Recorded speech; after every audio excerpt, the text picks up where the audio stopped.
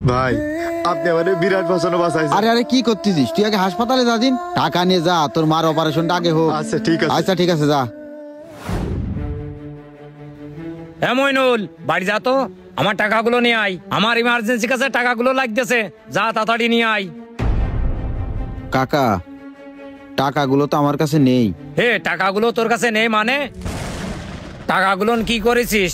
টাকাগুলো আমার একটা ইমার্জেন্সি কাজে খরচ করে ফেলাইছি, এই জন্য আমার কাছে নেই। আপনি আমারে কয়দিন সময় দেন, আপনার টাকা আপনারে দিয়ে দিবানে। আমি তোর কাছে টাকাগুলো রাখেছি আমানত হিসেবে, তা তুই টাকাগুলো খরচ করলি কি করে?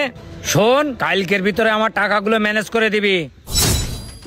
আমি তোরে বিশ্বাস করেছি, বিশ্বাস করে তোর কাছে টাকা রাখিছি, আর তুই সে টাকা খরচ করে ফেলেছিস মানে কালকের ভিতরে তুই আমার টাকা ম্যানেজ করে দিবি, না হলে কিন্তু তোর খবর আছে, আমি চলে গেলাম।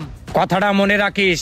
এ মইনুল, তুই কি পাগল? পরের টাকা খরচ করেছিস কি করতি? না রে ভাই, আমি পাগল না।